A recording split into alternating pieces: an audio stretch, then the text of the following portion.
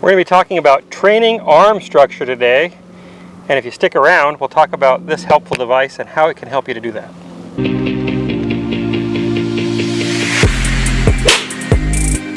All right, Milo, so getting some questions about sort of arm structure, especially in the backswing and transition, what's going on there.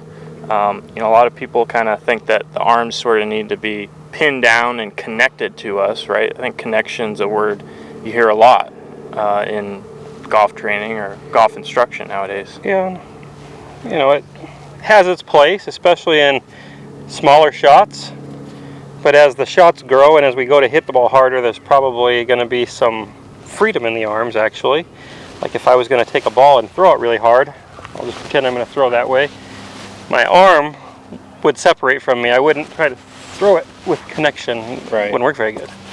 Right. And so that's kind of how I look at it. If I'm going to bomb it, I want a little freedom in my arms to be able to swing. I don't know if that makes any sense, but it does to me. I mean, I think we have sort of our foundation pieces laid out on the website, and those are sort of built to get you sort of using your pivot, right? So if you want to say that would be the form of connection we're talking about. Yeah, so your pivot transports your arms and puts energy into your arms. That's what happens. And on a smaller shot, there's probably the upper arm and the side of your pecs kind of stays in connection. But as that grows, as there's more energy, then there's probably some disconnection there. Right, so it's kind of a fine balance. We want some structure and sort of some stability where we can still deliver the club, right? And there's not a lot of moving parts.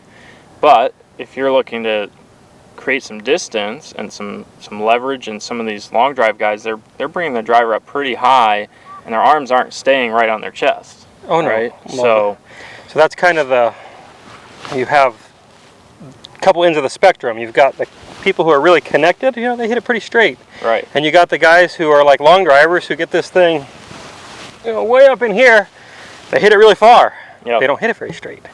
So it's like there's some happy mediums there. Well, and those are kind of a couple variations we talked about off camera. You've seen this before. You take a glove, you put it under your right armpit here, and basically try to keep that pinned down throughout your swing, right? So you keep that glove, in under that bicep or under your armpit here.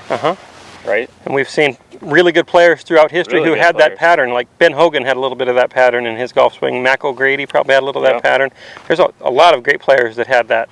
And they've done the same thing too on this arm as well. But you've also seen probably the best golfer of all time. That glove would have been out pretty early in his backswing. Yeah, Jack, right?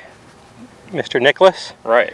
Yeah, he was famous for, they called it the flying right elbow, and in reality I wouldn't call it really a flying right elbow. He just let his arm get disconnected, and at the time that was kind of different. He was a phenomenon, and he hit it really far. Right. And I guess in today's game you could sort of talk about maybe like Matthew Wolff a little bit, right? Bubba Watson has a lot of that also. So they're making this big wind up, this big turn, and this trail elbow goes kind of up, and it's almost like their upper arm here is parallel to the ground. Or it's above not it. Like this, right? Yeah.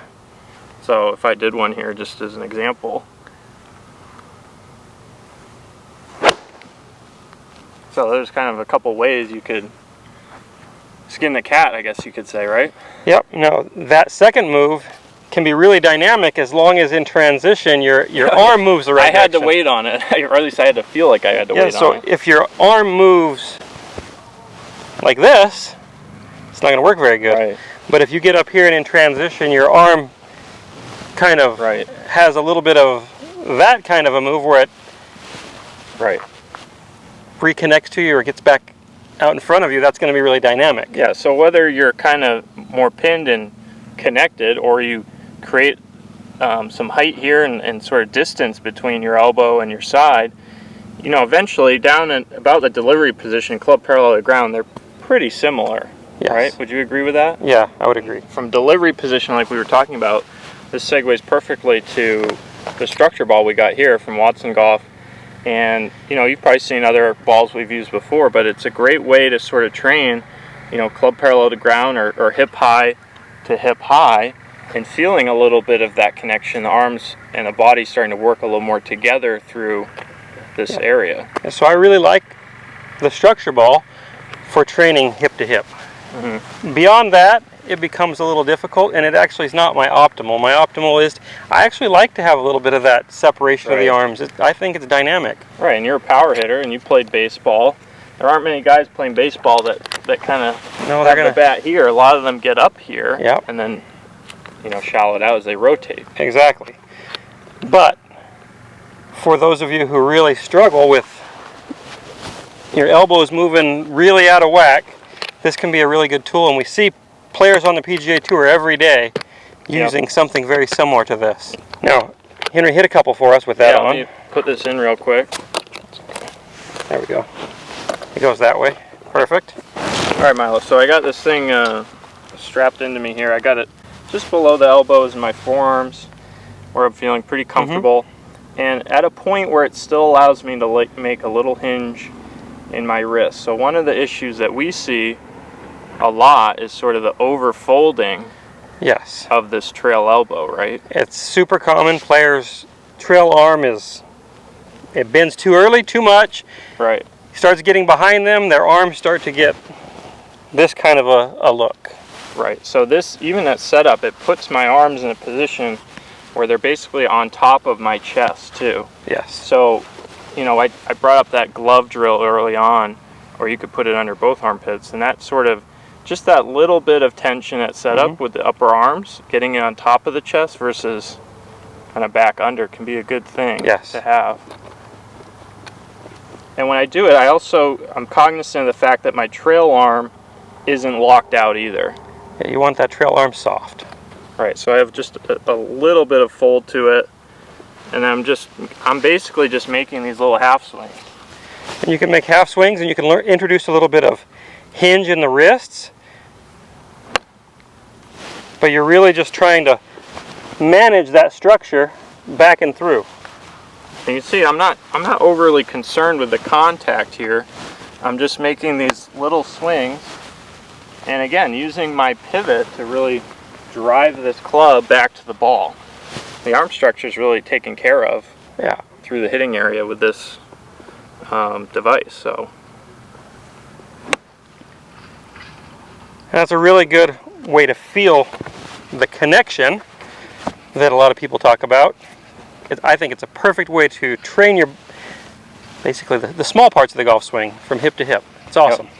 Now as we grow it and make it more dynamic, that becomes something that I probably recommend you stop using. Yeah, and I guess if we had someone that was, getting their arm way back here and not having some width and freedom, where it was kind of, contracted back here, this might be a good thing to have to kind of go the opposite way and make an exaggeration where the arms feel a little more out in front of them, a little wider, and they're keeping things a little bit more, I guess, in balance in their swing, right? Yeah, it's awesome for that situation. All right, guys, hope you guys enjoyed this video, and check out the Watson Golf structure ball. We got a link below, a little discount for you. Definitely try it out at home. It can be a good little device to use. And we use it with our foundation pieces on our website as well, so look into that. Yep. I hope you enjoyed this video. Please leave a comment below with any questions, thoughts, or future video ideas, as we read every comment and we try to respond to each of you. If you would like further help with your game, head over to milolinesgolf.com, my website, and you can schedule lessons with myself or a member of my team. You can also join our academy, where you can get one-on-one coaching. We have members of our academy all over the world, and we're excited to work with you no matter where you're at. And if you're new to our channel, don't forget to click that subscribe button, because we come out with new videos weekly. Thanks for watching.